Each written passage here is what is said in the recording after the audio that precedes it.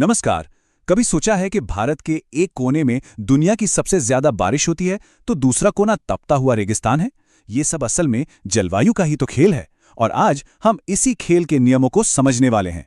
हम देखेंगे कि कैसे जलवायु, वनस्पति और वन्य प्राणी ये तीनों एक दूसरे से जुड़कर भारत की एक खूबसूरत तस्वीर बनाते हैं। देखिए, कॉम्परेटिव एग्जाम्स के लिए ये समझना बहुत जरूरी है कि ये तीनों कड़ियां आपस में जुड़ी कैसे हैं। तो आइए इस सफर की शुरुआत करते हैं। सबसे पहले हम इसकी नींव को समझेंगे, यानी भारत की जलवायु को। फिर देखेंगे कि इस जलवायु से किस किस तरह की वनस्पति पैदा होती है। इसके बाद हम इन जंगलों में रहने वाले वन्य प्राणियों से मिलेंगे और आखिर में इस बात पर गौर करेंगे कि ये सब हमारे लिए इतना जरूरी क्यों है।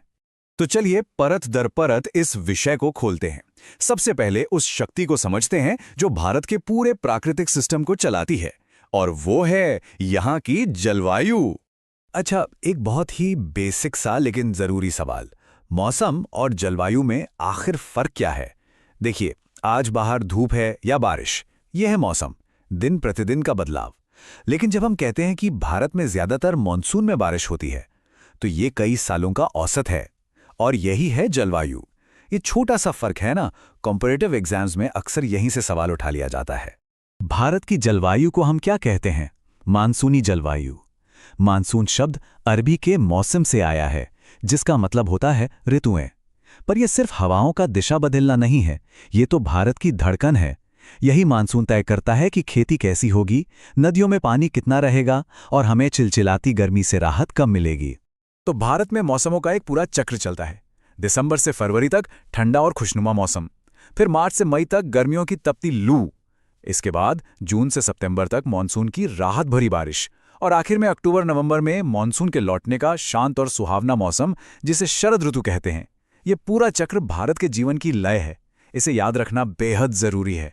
तो अब जब हम ये समझ चुके हैं कि भारत में बारिश और मौसम का पैटर्न क्या है, तो चलिए देखते हैं कि इसका जमीन पर क्या असर होता है।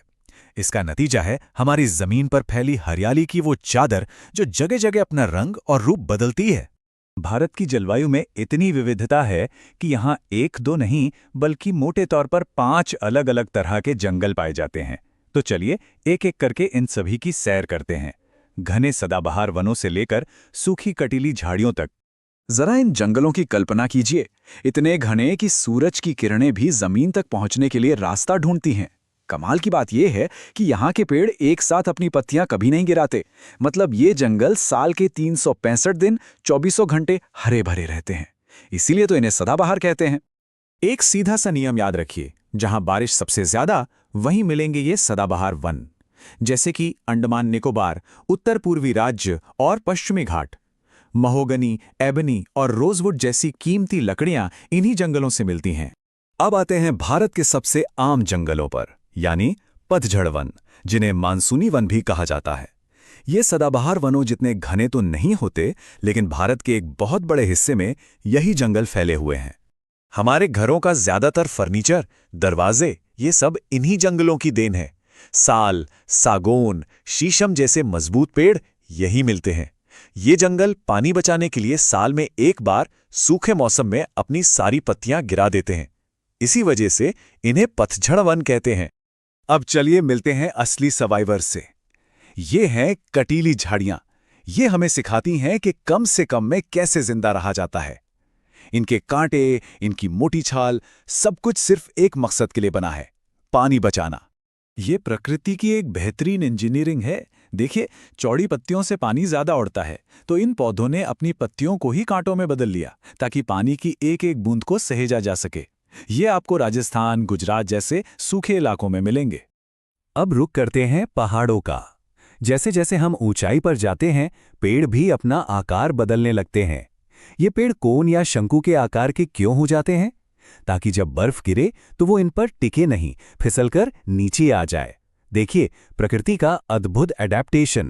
पहाड़ों पर चढ़ना ऐसा है जैसे आप कुछ ही घंटों में मैदानी इलाकों से निकलकर किसी ठंडे देश में पहुंच गए हों।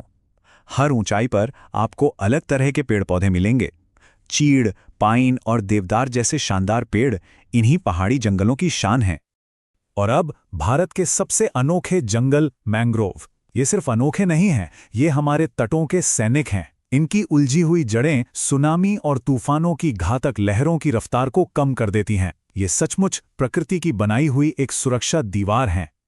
आपको पता है, दुनिया का जो सबसे बड़ा मैंग्रोव जंगल है, सुंदरबन, उसका नाम वहां पाए जाने वाले सुंदरी पेड़ों की वजह से पड़ा है। और हाँ, यही जंगल रॉयल बंगाल टाइगर का भी घर है, जो खारे पानी में तैरने में माहिर है। ये बात इसे और भी खास बना देती है। तो ठीक है, हमने अलग अलग तरह के घर बना लिए। अब देखते हैं कि इन घरों में रहता कौन है, क्योंकि हर जंगल की अपनी एक अलग कहानी है और उस कहानी के असली किरदार हैं वहां के वन्य प्राणी। चलिए अब इनसे मिलते हैं। ये तस्वीर पूरे साइकिल को एक साथ दिखाती है। जलवायु से वनस्पति बनती है और वनस्पति से वन्य जीवन पलता है। ये एक ऐसा अटूट रिश्ता है जिसे समझना और संभालना दोनों ही हमारे लिए बहुत जरूरी हैं। अब बात करते हैं कुछ खास निवासियों की। देखिए, हमारा राष्ट्रीय पशु बाघ तो देश के कई हिस्सों में मिल जाता है, लेकिन एक शेर ऐसा है जो पूरी दुनिया में सिर्फ एक ही जगह मिलता है। वो है एशियाई शेर, गुजरात के गिर फॉरेस्ट में। ये एक ऐसा फैक्ट है जो एग्जाम पॉइंट ऑफ व्यू से बहुत इंपॉर्टेंट है।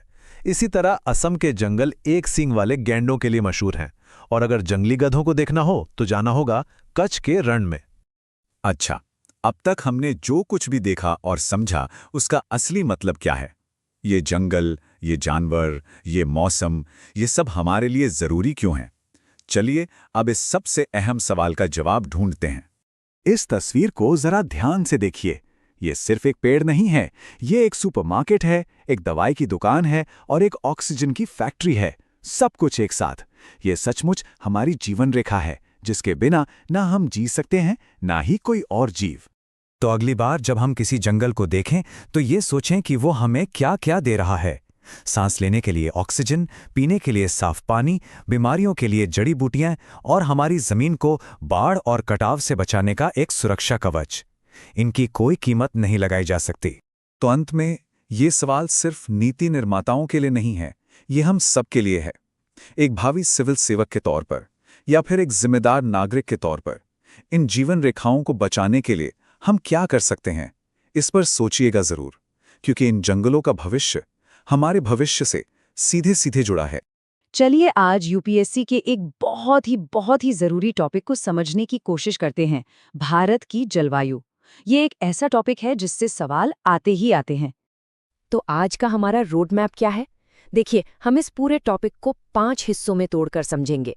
शुरुआत करेंगे बिल्कुल बेसिक से कि मौसम और जलवायु में आखिर फर्क क्या है, और फिर धीरे धीरे आगे बढ़ते हुए इसके कृषि पर होने वाले असर तक जाएंगे। तो चलिए सबसे पहले उस सवाल पर आते हैं जहां अक्सर लोग कंफ्यूज हो जाते हैं।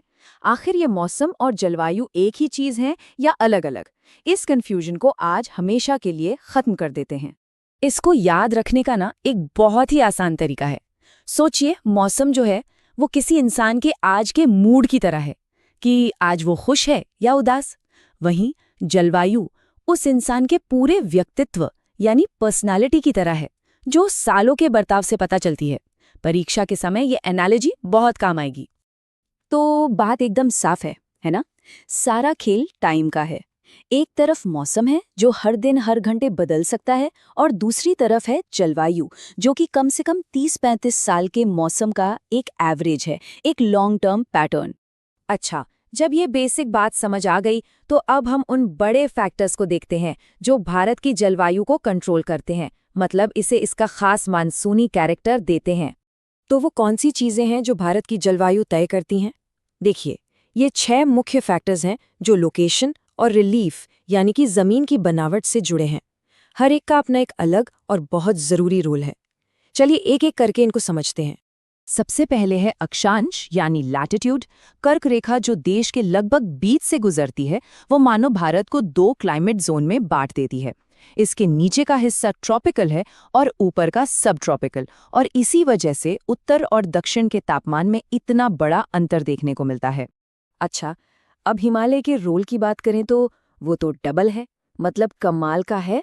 सोचिए, एक तरफ तो ये एक दीवार की तरह खड़ा है जो हमें साइबेरिया से आने वाली बर्फीली हवाओं से बचाता है, और दूसरी तरफ जब मॉनसून की हवाएं आती हैं तो उन्हें रोककर हमारे ही देश में जबरदस्त बारिश करवाता है। तो ये जो डबल रोल है ना, एग्जाम के लिहाज से ये कंसेप्ट बहुत इंपॉर्टेंट है। और फिर आता है समुद्र से दूरी का फैक्टर। जो इलाके समुद्र के पास हैं वहाँ मौसम ज्यादातर सुहावना रहता है, लेकिन जो इलाके अंदर हैं जैसे दिल्ली या नागपुर, वहाँ महाद्वीपीयता या कॉन्टिनेंटैलिटी का असर दिखता है। मतलब गर्मियाँ बहुत ज्यादा गर्म और सर्दियाँ बहुत ज्यादा ठंडी। अब आते हैं इस पूरे अध्याय के सबसे जरूरी और सबसे दिलचस्प हिस्से पर, मॉनसून का मैकेनिज्म। ये आखिर काम कैसे करता है, ये भारत की लाइफलाइन क्यों है, चलिए जानते हैं। पता है मानसून शब्द कहाँ से आया? ये अरबी शब्द मौसम से बना है, जिसका मतलब होता है ऋतु या सीजन। असल में ये नाम उन पुराने अरब नाविकों ने दिया था जो सदियों पहले इन हवाओं के सहारे व्यापार करने आते थे। तो मानसून का मतलब ही है हवाओं का मौसमी उलटफेर। तो सवाल ये है कि ये पूरा का पूरा सिस्टम आखिर काम कैसे करता है। चलिए इसको ना स्टेप बाय स्टेप समझते हैं। देखिए, साइंस का एक सीधा सा नियम है, हवा हमेशा हाई प्रेशर से लो प्रेशर की तरफ ही जाएगी। बिल्कुल सिंपल। गर्मी में हमारी जमीन गर्म होकर लो प्रेशर जोन बन जाती है और समुद्र ठंडा होने के कारण हाई प्रेशर, तो हवा समुद्र से जमीन की ओर चलती है। लेकिन मज़ा तब आता है जब ये हवाएं भूमध्य रेखा यानी कि इक्वेटर को पार करती हैं। जैसे ही ये इक्वेटर क्रॉस करती हैं, हमारी पृथ्वी के घूमने की वजह से ये सीधी नहीं जा पाती, ये अपने दाईं ओर मुड़ जाती हैं और बन जाती हैं साउथ वेस्ट मानसून। और इसी जादू को हम भूगोल में कहते हैं कोरियोलिस फोर्स या कोरियोलिस इफेक्ट। मॉनसून का आना जितना ज़रूरी है उतना ही ज़रूरी है उसका लौटना। अक्टूबर-नवंबर तक ज़मीन ठंडी होने लगती है और प्रेशर सिस्टम उलट जाता है, हवाएं वापस जाने लगती हैं, आसमान बिल्कुल साफ हो जाता है, लेकिन उमस और गर्मी बढ़ जाती है। इसी को अक्टूबर हीट कहते हैं। और हाँ, यही लौटता हुआ मॉनसून दक्षिण पूर्वी तट, खासकर तमिलनाडु में बारिश करता है। तो पूरे भारत की जलवायु को हम मानसूनी तो कह देते हैं, लेकिन इसका ये मतलब बिल्कुल नहीं है कि हर जगह एक जैसा मौसम रहता है। असल में भारत में जबरदस्त रीजनल वेरिएशन यानी कि क्षेत्रीय विविधता देखने को मिलती है। जरा इन आंकड़ों पर नजर डालिए। एक ही दिन राजस्थान के चूरू में तापमान 50 डिग्री सेल्सियस पहुंच जाता है और उसी दिन अरुणाचल के तवांग में वो सिर्फ 19 डिग्री होता है। और बारिश का हाल देखिए, एक तरफ मेघालय का मौसिनराम है जहां दुनिया में सबसे ज्यादा बारिश होती है, और दूसरी तरफ राजस्थान का जैसलमेर है जहां साल भर में 9 सेंटीमीटर बारिश भी नहीं होती। ये है भारत की जलवायु की चरम सीमाएं। अब ये जो क्लाइमेट में इतना फर्क है, इसका सीधा सीधा असर पड़ता है वहां उगने वाली वनस्पति यानी वेजिटेशन पर, और उससे भी ज्यादा वहां की खेतीबाड़ी यानी एग्रीकल्चर पर। असल में यही मानसून का सबसे बड़ा इम्पैक्ट है। और यहाँ एक बहुत दिलचस्प बात सामने आती है। देखिए कैसे सिर्फ एक फैक्टर यानी बारिश की मात्रा ये तय कर देता है कि किसी जगह के जंगल कैसे होंगे।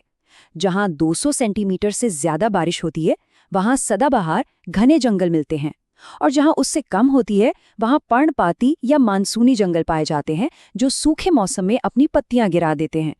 तो ये सारे पॉइंट्स मिलकर एक ही कहानी कहते हैं कि मॉनसून सिर्फ बारिश का मौसम नहीं है, ये भारत की कृषि आधारित अर्थव्यवस्था की रीढ़ की हड्डी है। एक अच्छा मॉनसून मतलब अच्छी फसल और मजबूत इकोनॉमी। और अगर मॉनसून फेल हो जाए तो सूखा पड़ सकता है, और ज्यादा हो जाए तो बाढ़ आ सकती है। सब कुछ इसी पर टिका है।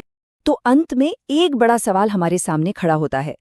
ये तो हम समझ गए कि मॉनसून कितना जरूरी है, लेकिन आज के दौर में जब इसका पैटर्न बदल रहा है, ये अप्रत्याशित होता जा रहा है, तो 1 अरब से भी ज्यादा लोगों के लिए पानी का मैनेजमेंट करना यही भारत के सामने सबसे बड़ी चुनौती है।